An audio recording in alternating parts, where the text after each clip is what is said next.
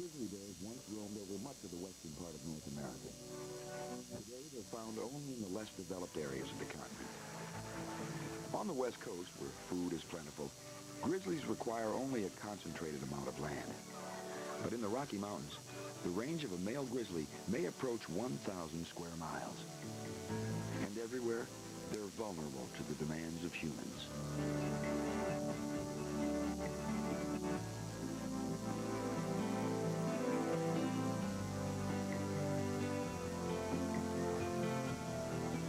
Nowhere in the world are the lives of grizzly bears and people intertwined as closely as they are in the eastern slopes of the majestic Canadian Rockies. At the heart of this region is Banff National Park.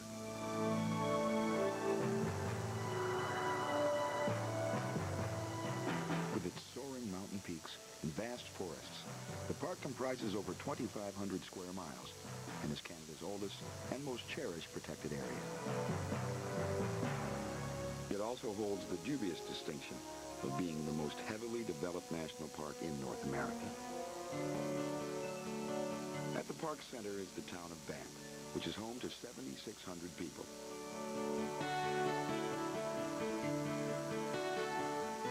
Each year, the town site and other areas of the park are visited by more than 4 million tourists.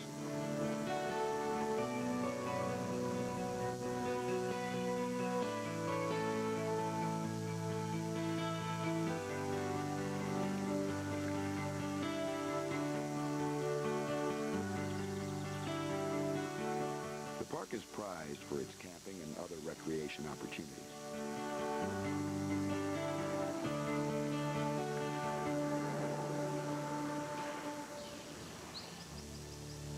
But the park is also home to one of the world's most dangerous creatures.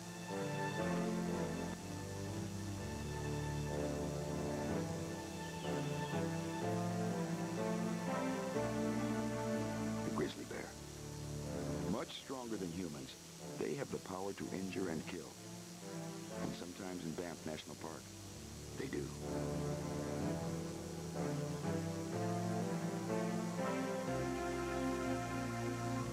More than 1,000 miles of hiking trails crisscross the park.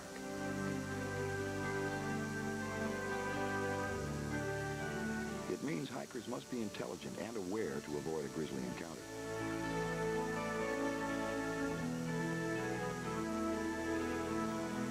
Yet the study team fears that one day soon, this potential danger may not exist because the great bear might disappear from the region. And for Stephen Herrero, Jen Taberge, Mike Jabot, and the rest of the study team, nothing symbolizes the wilderness they care so much about more than the grizzly bear.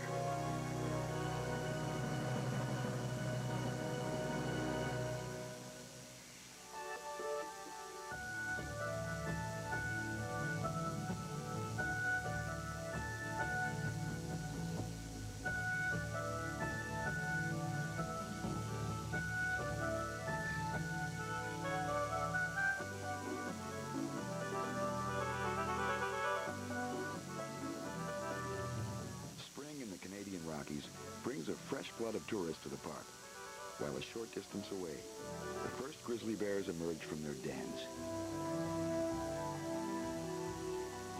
After 6 months of hibernation, they're hungry for food and intent on finding it.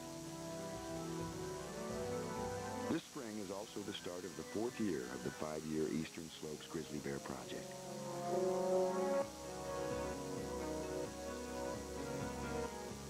The leader of this study is Stephen Herrero, who has worked with grizzly bears since 1967. These different food plants. Herrero is a professor at the University of Calgary and is the highly respected author of a book on bear attacks.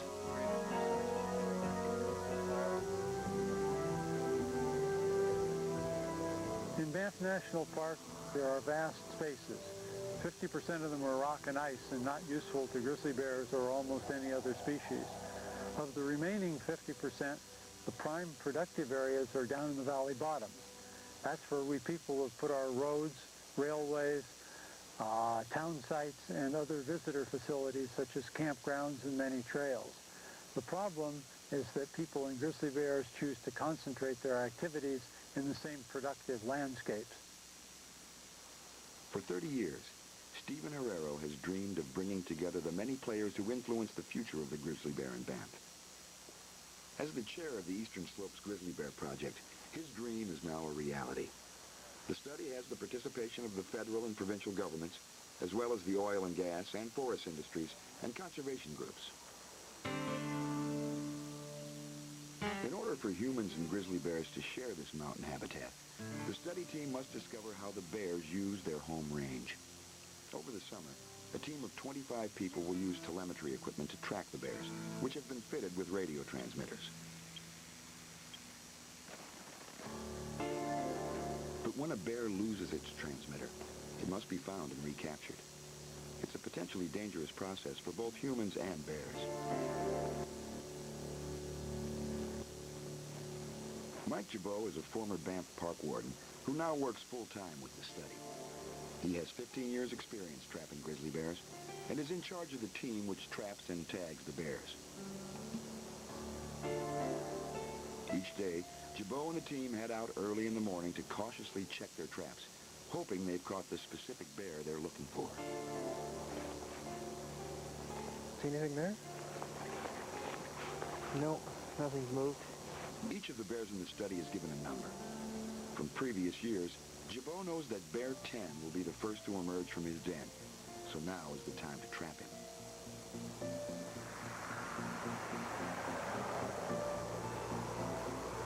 On this day, however, the team is out of luck.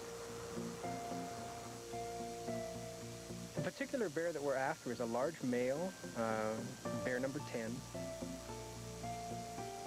He's one of the largest males we've caught. Last year, he lost his radio collar. I think he got into a fight with another male and it got pulled off during the fight. But in July of last year, we found his collar laying on the ground and he was off somewhere else. And so now it's time to see if we can put another collar on him.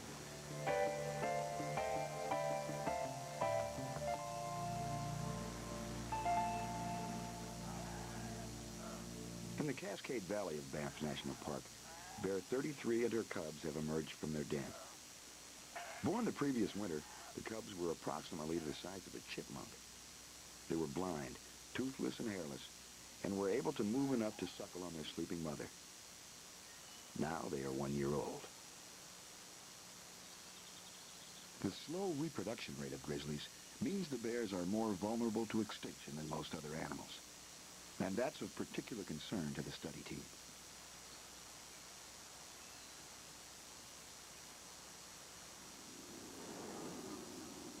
Jen Taberge is a master's student at the University of Calgary. She's working with Mike Jabot and Stephen Herrero on the study and is looking specifically at female grizzlies. She is especially interested in mother bears, such as 33. She's a female who has a couple of cubs, 2 cubs this year. They're 1-year-old cubs now, but last year she actually had 3 cubs. We think one of them died earlier this spring. Females are really slow at reproducing, and so there's not a lot of potential to have lots of bears coming back into the population every year. What I'd like to do is look to see if there are any differences between female grizzly bears that live in areas that have lots of human use in them versus areas that have a lot less human use in them.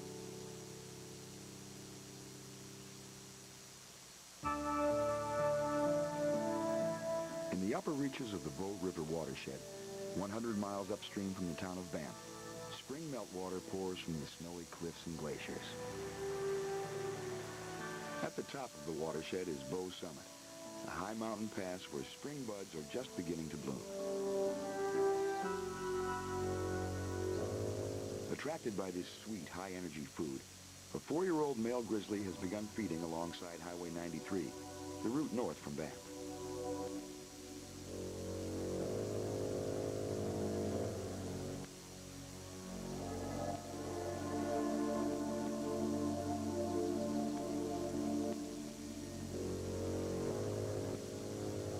Uncollared and untagged, This bear is not part of the study.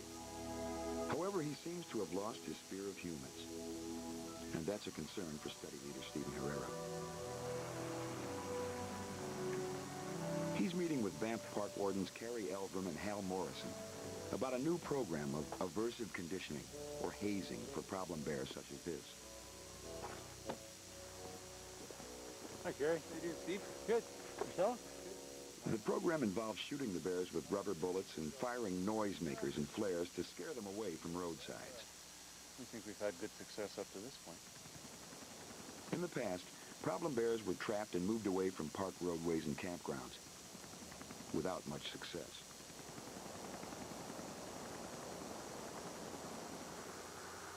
Often the bear would quickly return, or might be killed by a larger male defending a home range in the area where the bear was relocated.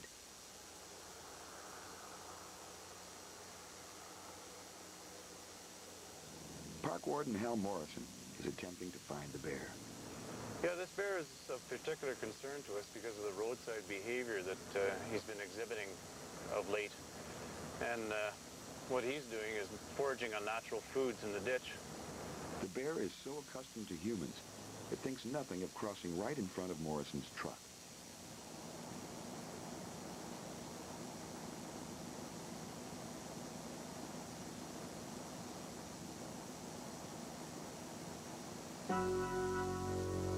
As the bear becomes used to people watching him forage, he becomes braver and feeds even closer to humans. People stopping to look at the grizzly create what the wardens call bear jams. The tourists, in turn, take more chances to get close to the bear. It's a dangerous cycle.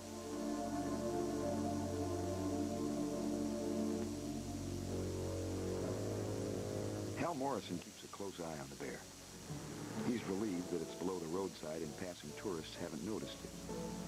But then the grizzly is spotted. The danger to the tourists is very real, as the bear has been making threatening noises. Get back in your car! Stay in your car! And the day before, it charged some people by the roadside.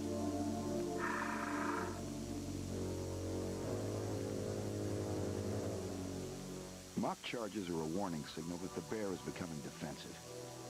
The key for the Banff Park Wardens is to catch the roadside behavior soon, when no tourists are around, and use hazing to scare the bear away from the roadside during daylight hours.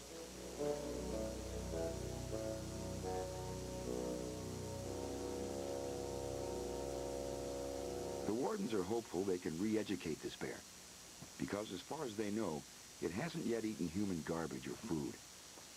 If that happens, it will likely be too late to save the bear. The possibility of it entering towns and campsites will be too high, and it will have to be captured and killed.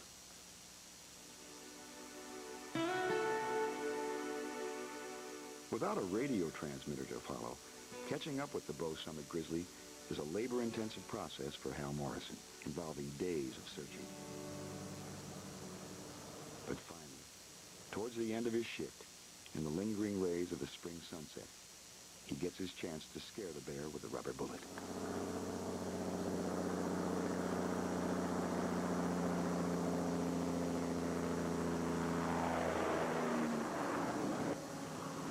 The truck has scared the Bow Summit grizzly away. The hazing will have to wait.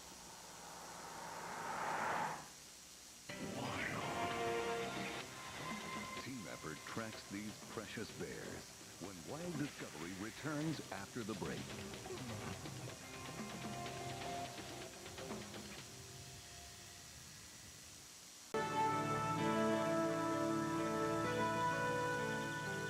Banff National Park is home to a diversity of wildlife. But none stirs the emotions more than the grizzly bear. Feelings toward the grizzly bear once approached hatred.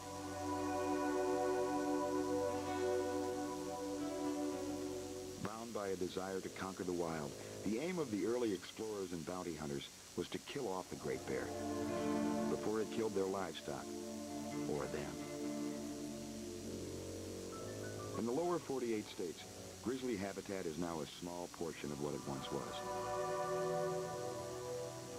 California was once home to a population of more than 10,000 grizzlies. But today, the only grizzly to be found there is on the state flag. Today, the best chance for the survival of the grizzly bear is in protected areas, such as Banff National Park, where they are now hunted for a different reason. It's several days later, and Mike Jabot's team is again checking the trap for bear 10. For the most part, it's not the bear that you actually have in the snare that is the one that you're worried about. It's the one in the bush that you don't know about. This time, the team is successful. A bear has been snared by the trap.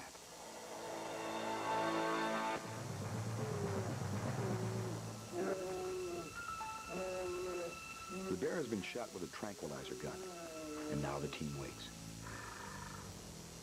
This is a process which must not be rushed.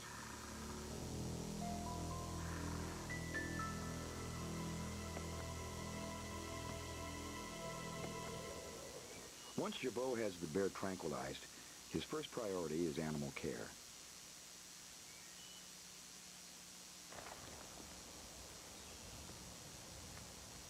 The team puts drops in the bear's eyes to prevent them from drying out, and takes blood samples for DNA analysis and testing. Next, they attach an ear tag radio transmitter and a radio collar. The dual transmitters are insurance, in case Bear 10 pulls off his radio collar again. By radio tracking individual bears such as this, the researchers hope to determine the effect of human encroachment on their territory. When we originally collared him in 1994, he was about 500 pounds. He was actually the largest male that we've caught in the study.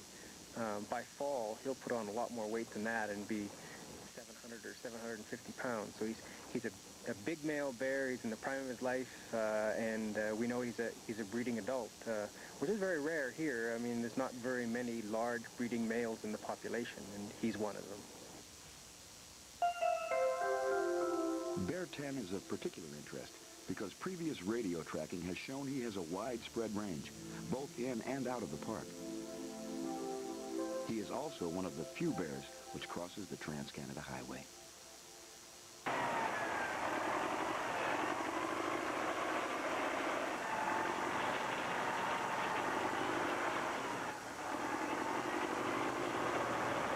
This summer, Bear 10 is in for a big surprise as 2 more lanes are added to the highway and fences are added along the route.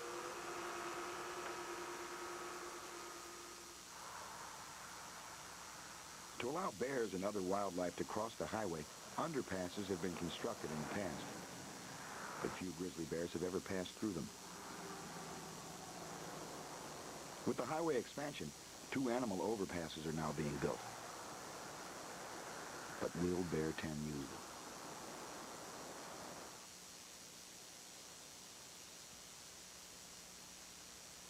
Bear number 10 has figured out ways to occasionally cross the Trans-Canada Highway to join 2 important parts of his home range together: spring areas in the province of British Columbia and mating and feeding areas over here on this side of the highway in the Cascade Valley. For number 10, if this overpass works like we hope it will, he'll have an easier time doing that.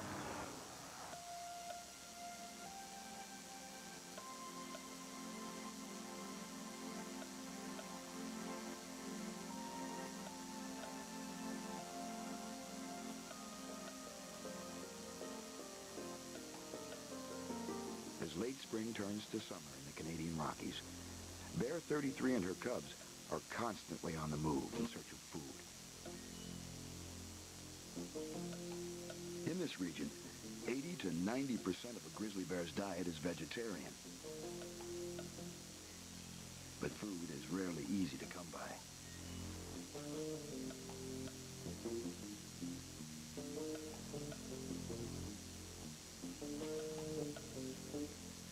Digging up roots buried under rocks is a much harder task for the cubs than it is for their mother. The 1-year-old bears are just starting to develop the distinctive shoulder hump of a grizzly. The hump is a knot of powerful muscle, enabling grizzlies to lift rocks and dig.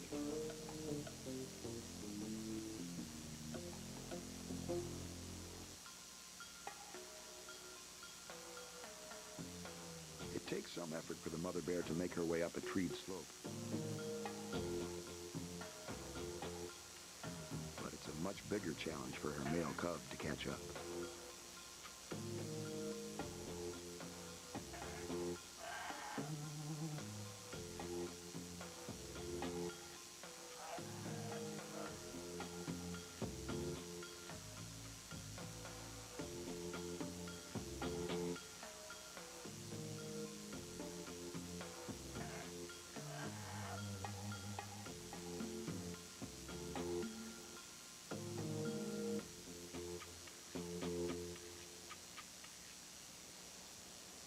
Jen Taberge is spending her summer living in the backcountry of the Rocky Mountains.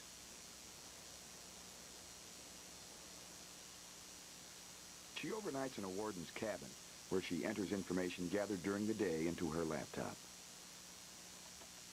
Back at the university over the coming winter, she will use this data to map the bears' home range and analyze their feeding behavior.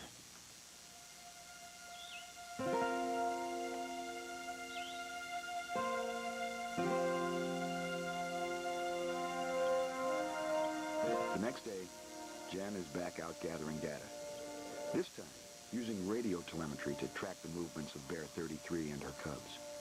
We've been tracking her for a bit of today, earlier today. We found that she's been hanging out a fair bit of time this summer along this Palliser Ridge. Probably she was feeding on buffalo berries and maybe turning over a few logs at the same time. Turning over logs is just part of the hard work grizzlies must do for their food.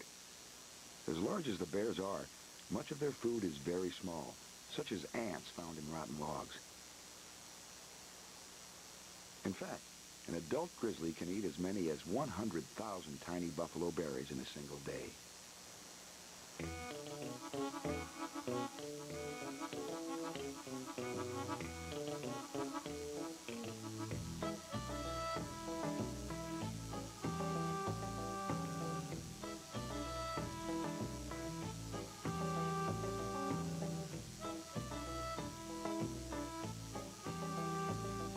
The cubs still have much to learn from their mother, including how to take advantage of a low-hanging branch.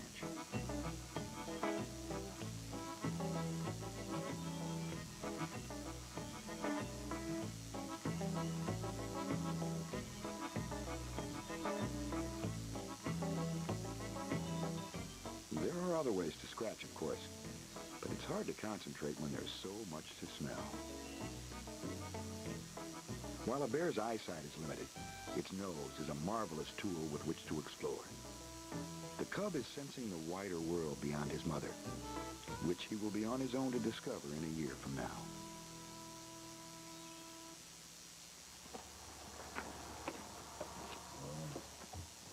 Every week between April and November, while the grizzlies forage for food, Mike Jabot boards a small airplane specially rigged with radio telemetry gear to track far-ranging bears like Bear 10.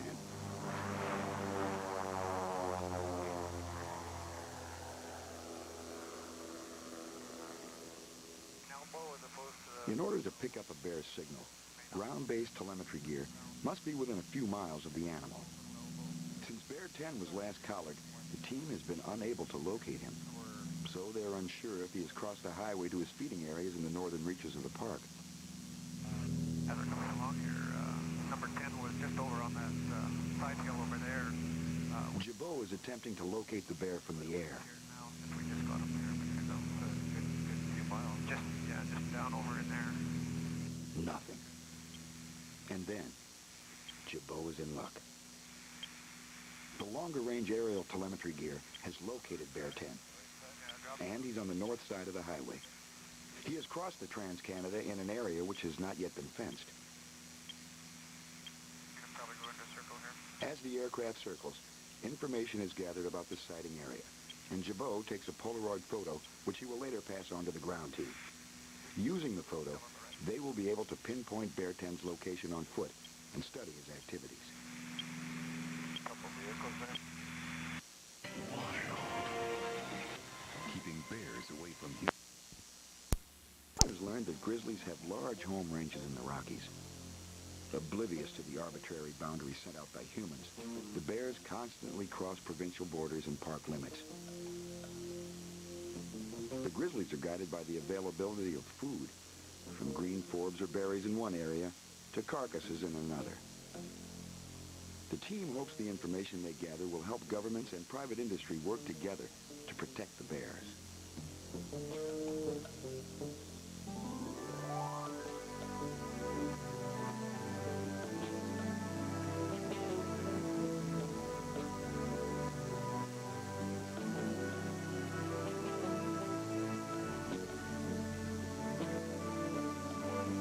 In the northern reaches of the park, the pattern of the Bow Summit grizzly is making him a tourist attraction. People stopping to look are putting themselves in danger. Hazing the bear in the presence of the tourists would be too dangerous. So Hal Morrison asked them to get back in their cars. Thanks a lot, folks.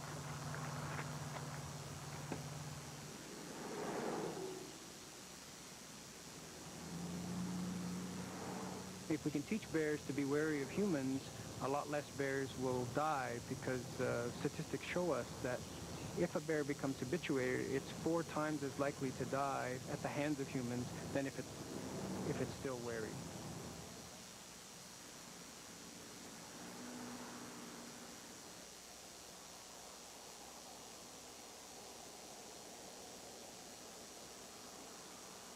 The Bow Summit bear has again been sighted close to the road, and Warden Carrie Eldrum heads out to investigate. Up ahead, the bear watches with studied disinterest. The warden's goal is to scare the bear away from the roadside by hazing it, which involves shooting the bear with a rubber bullet and firing flares and noisemakers into the air.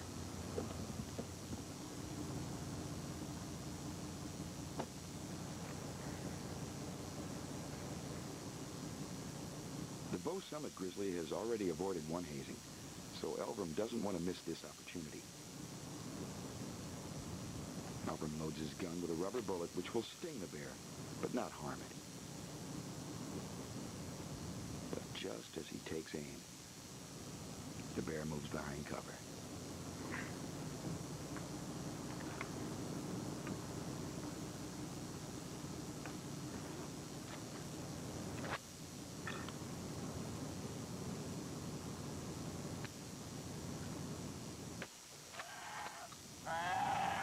Feeling the pain of the rubber bullet, the bear flees. But Eldrum's not done yet. He fires a flare after the bear to reinforce the hazing, in hopes it will have several negative associations with the roadside. Study team member Mike Jabot has an interesting view on the hazards faced by young bears such as this. Grizzly bears are really a lot like people, and I make the analogy of young grizzly bears like teenagers. It's those impressionable years that sets the grizzly bear for life. And just like a teenager being exposed to alcohol or drugs or tobacco, young grizzly bears, after they gain some independence from their mother, those teenage years, if they're exposed to grain, garbage, those kinds of things, they start to get in trouble. They develop those habits, and they'll never make it to adulthood because they end up getting killed.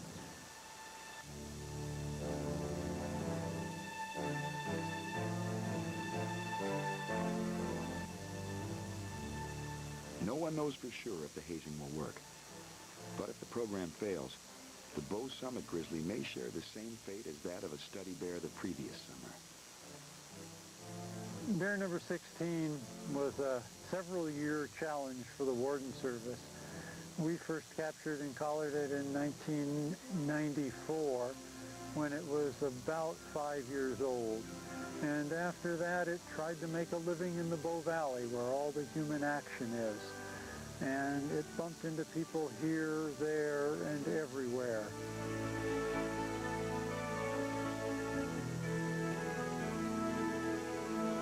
Bear 16's fate was sealed at a busy bakery in the Lake Louise town site, in the northern part of the park. Staff and customers fled the day the bear wandered in the back door of the bakery. Bear 16 was captured and taken to the Calgary Zoo, where he will spend the rest of his life.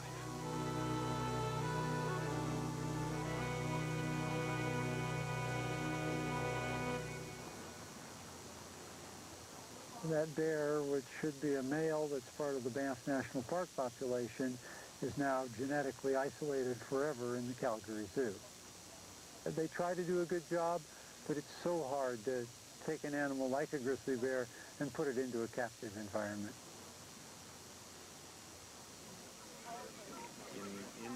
Ironically, one place where the study team is able to most affect public attitudes toward the grizzly is the very same Calgary Zoo. The researchers' goal is to teach people how to peacefully coexist with grizzlies.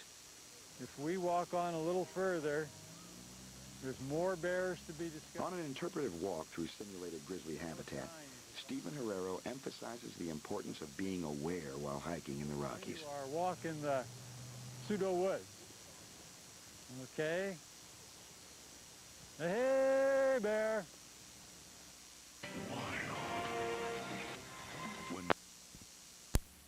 Canada. But keeping people away from bears is a challenge which can't always be met, according to study leader Stephen Herrero. Probably the most common mistake with grizzly bears is not paying attention to where you are and all of a sudden finding yourself too close to the bear. Brent Waters was hiking in the Canadian Rockies, just south of Banff, when he encountered one of the most dangerous situations possible. A close-range, surprise encounter with a mother grizzly and cub. I saw a little trail going on further because it was supposed to lead to some lakes, so I started walking along that. But it was kind of a rough trail, so I figured, well, I'll save it for another day. So then I started heading back. Then when I got into the dense bush, it's hard to see, like when you come around a corner. So they were just there when I came around. Before he could react, the mother bear charged.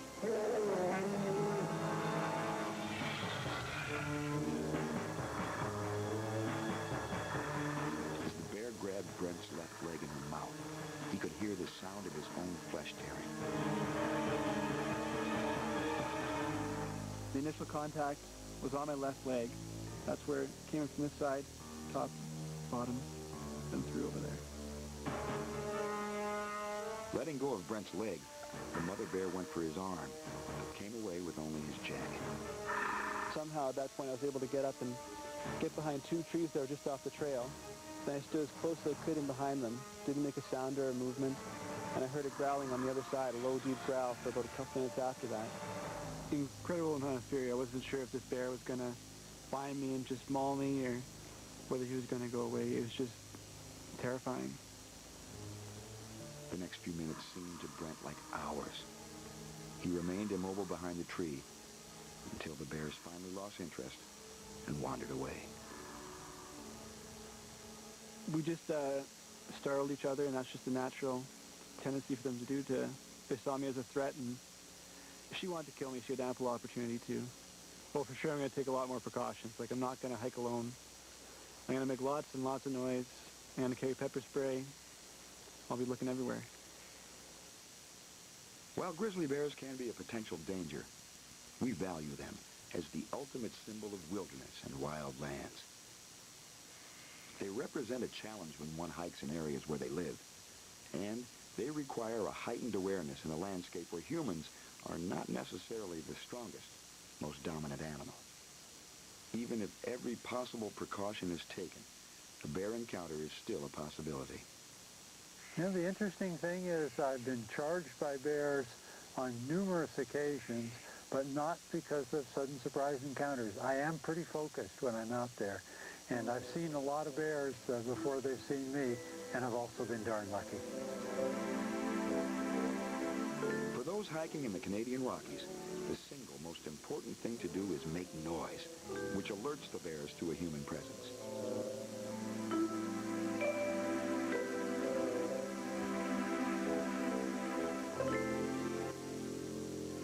The long-term survival of grizzlies in Banff National Park is threatened, and even the typically more numerous black bear population is under stress. The human hazards found in the valley bottoms are the same for grizzlies and black bears.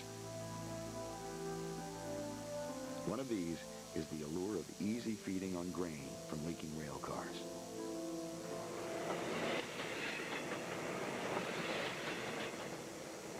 Bears feeding on grain are at risk of being hit by trains.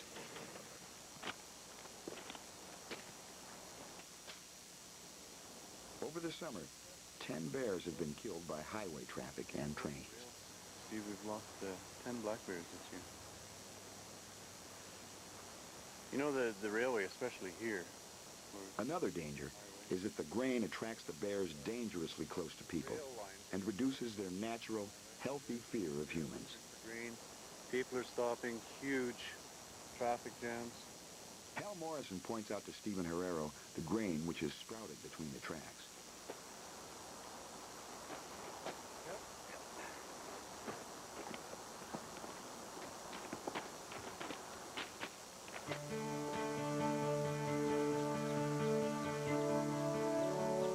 In the Cascade Valley, Bear 33 and her cubs are much further from human encroachment. Yet the fate of the cubs is still very much in doubt.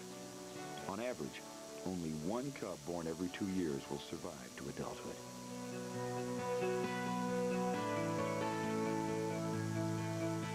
The female cub stays close to her mother, and the male cub lingers behind.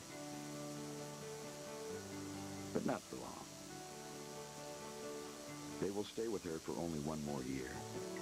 Mothers will sometimes chase off their cubs, usually when the cubs are reaching around 2.5 years of age. And that's happening because the female needs to continue to reproduce, continue to have more cubs.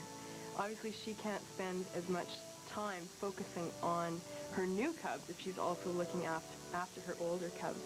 So when females do kick older cubs out of the family unit, it's often at times when they're about to begin mating.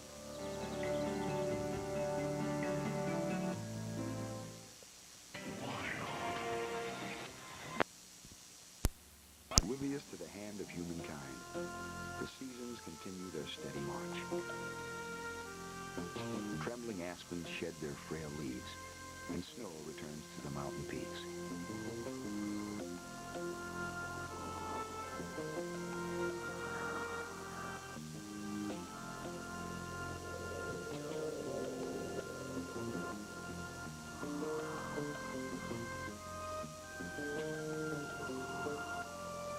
In the valley bottoms, Rocky Mountain bighorn sheep engage in an age-old ritual.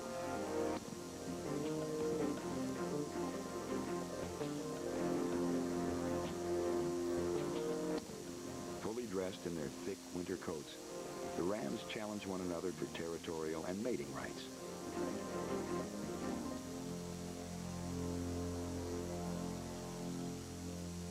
As much as the study team has learned about the grizzlies, they're still in store for a surprise.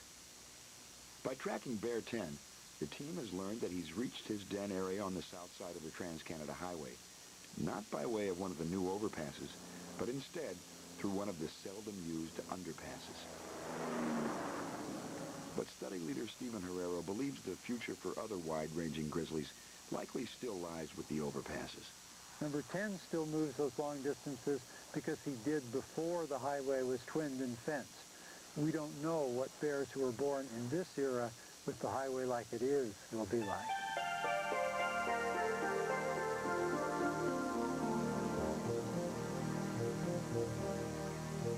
Bear 10 has found a small carcass. Not enough to help him survive the winter, but it's certainly a start. And as he prepares for hibernation, every bit of protein counts.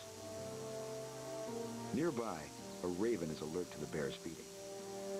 The bear and the raven are both partners and competitors for food.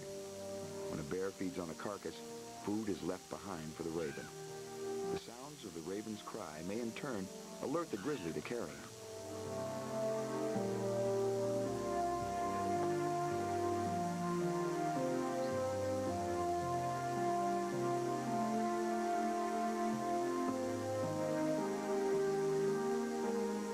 Finding a carcass in the fall is especially important for females. The energy balance in grizzly bears is tight, and if a female is unable to gorge on a carcass, she may not have cubs during hibernation, even if she starts out pregnant. Without enough energy to give birth, her body will reabsorb the embryos to help her survive the winter.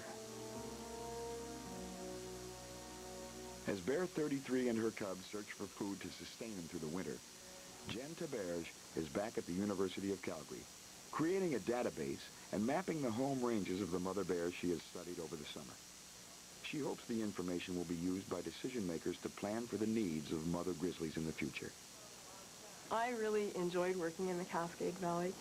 The 2 summers that I spent there were definitely very memorable for me. I really enjoyed the lifestyle, living in the backcountry, and also trying to get to know certain bears and get to know where their movements are and what they do.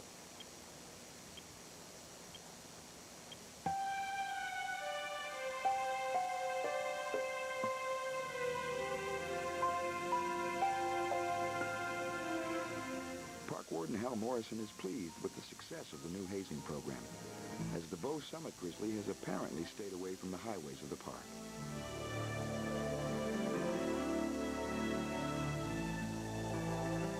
90% of our mortalities in Banff National Park occur within 500 meters of development, so we know where the problems occur. Almost no bears in Banff Park or surround, grizzly bears, die natural deaths. They die at the hands of man.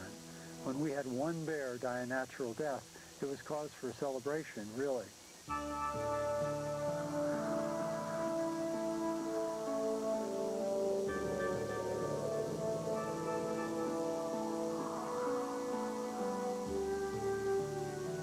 As winter overtakes the Canadian Rockies, the great bears begin to seek refuge in their dens. When spring arrives in 6 months, they will begin to awaken. Their fate in Banff National Park still very much in doubt.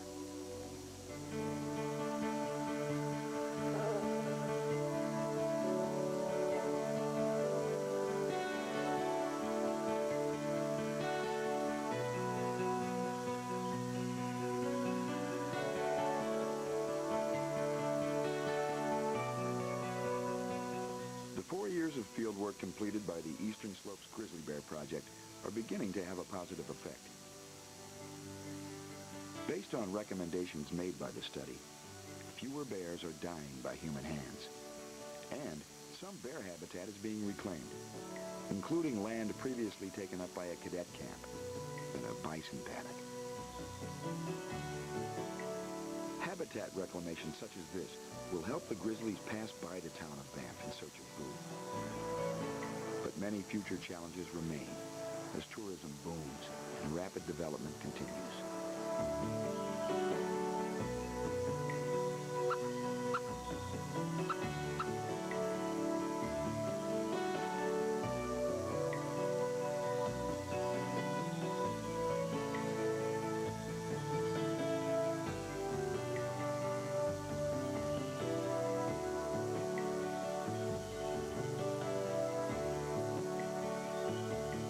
I care about their future because I don't know anything that means much more to me than the integrity of nature. The well-being of my children, the well-being of all of us depends on nature's effective functioning.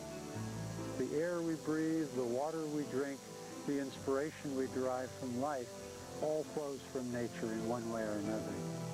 If we can learn to live with grizzly bears, then maybe we can learn to live with ourselves, which is the biggest challenge of all.